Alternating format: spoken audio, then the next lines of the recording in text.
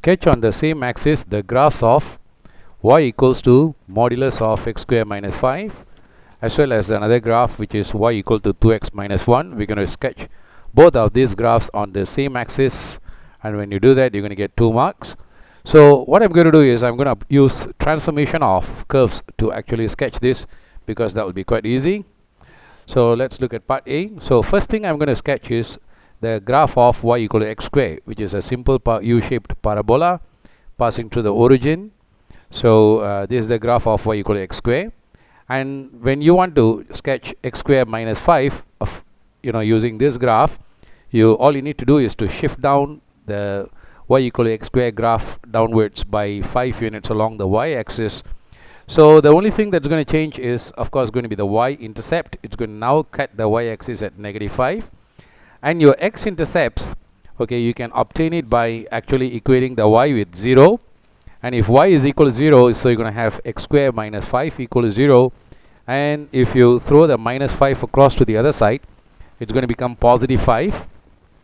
And then x would be equals to positive or negative plus minus root 5. And of course, one of them is the positive root and the other one is the negative root. So you can mark them as the x-intercepts. So there you have the graph of y square equal to x square minus 5.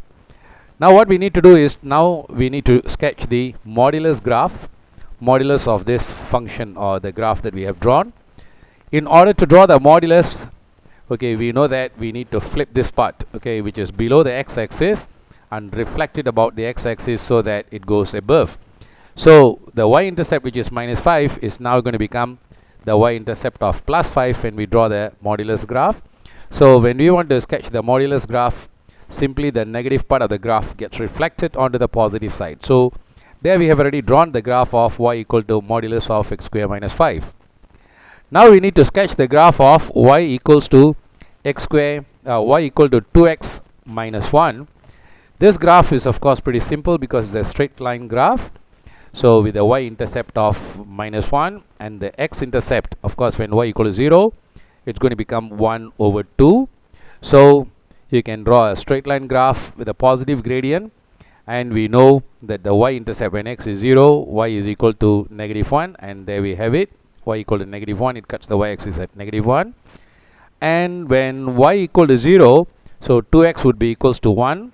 So if 2x equals to 1, and x would therefore become half.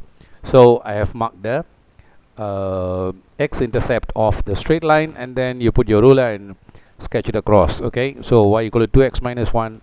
There we have the blue graph. So when you have sketched both of the graphs and you have labeled them correctly, you should be getting 2 marks for that. The part B says find the exact solutions of the modulus graph which we have drawn, okay, the green graph, which is equals to the 2x minus 1. Okay, of course that's the second graph which we drew, y equal to 2x minus 1.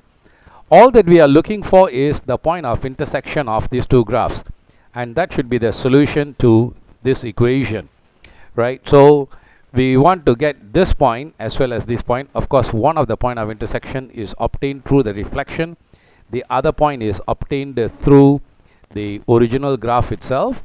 And second information that we should remember is that both of the values or the solutions that we should be getting should be greater than half. If we get any negative solutions, we need to reject it, or if we get any solutions that is less than half, we should reject it, because based on the graph itself you can see that both the values that we should be getting is positive, where one of the values should be between half to root 5, the other value should be greater than root 5. So let's now start to solve. Points of intersections are such that x must be positive. So what we are trying to solve is modulus of x square minus 5 is equal to 2x minus 1. So this implies that either x square minus 5, okay, if it was a positive, we can just drop off the modulus sign, is equals to 2x minus 1. So that should be giving the point of intersection of this point. And of course, if the graph was the original graph, after we drop it, there would have been one more value which is negative. So that's what we're going to reject. So or the other one is, if it is a negative value and we want to make it positive, of course we would put a negative in front of a negative in order to make it into a positive, right? So to remove the modulus symbol, I am putting in a negative sign in front of the x square minus 5. So if x square minus 5 was negative, then of course by putting a negative in front of it, I would have turned it into a positive, which actually the absolute value of this, and that is equals to the 2x minus 1. So now let's solve these two equations. So the first thing I'm doing is the positive 2x I'm bringing to the left, and it become negative 2x. I've got a minus 4, and if I bring the minus 1 over to this side, it would have become a plus 1. Minus 5 plus a 1 is going to give you minus 4. What about this one? Okay, so if I were to open up the bracket, I'm going to have a minus x square plus 5, and of course that minus x square, if I throw to the right, it would have become positive x square, and positive 2x is already on the right side. I'm just keeping it positive 2x. Okay, negative of negative 5 would have become positive 5, and of course if I throw the positive 5 to the right, it would have become a negative 5. Right, so negative 5 and then a negative 1, together it's going to become a negative 6. So there we have a couple of quadratic equations, and now we need to just factorize and solve, or we can use the formula to solve. Okay, of course in this case discriminant is not a nice number, so it's not a perfect square, so it's better to use the formula. So we get this, or the other value is x is equals to minus b plus minus square root b squared, which is 2 squared minus 4 times a, which is 1, times c, which is negative 6 over 2a. 2 times 1 is of course a 2, and the same goes here. So there we have the two solutions to the quadratic equations. Let's evaluate them further. Right, so negative 2 squared is going to become positive 4. Okay, negative and negative together is going to become positive, and 4 times 4 would be 16. So to 16, if you're going to add a 4, okay, and that should give you 20. So we're going to have 2 plus minus root 20 over 2, and of course I would split it up further, and when I split it up further, so 4 plus 16, so over 2, or what about the other one? So 2 squared is going to become 4, negative and negative is going to become positive. 4 times 6 is 24, 24 plus 40, and that should be equals to 28. So now let's simplify further. This 4 plus 16 is of course a 20 over 2, and for this 24 plus a 4 is going to make it into a 28. So the value of x would be minus 2 plus minus root of 28 divided by 2. So now we need to find out, of course we know that we will be rejecting the negative values.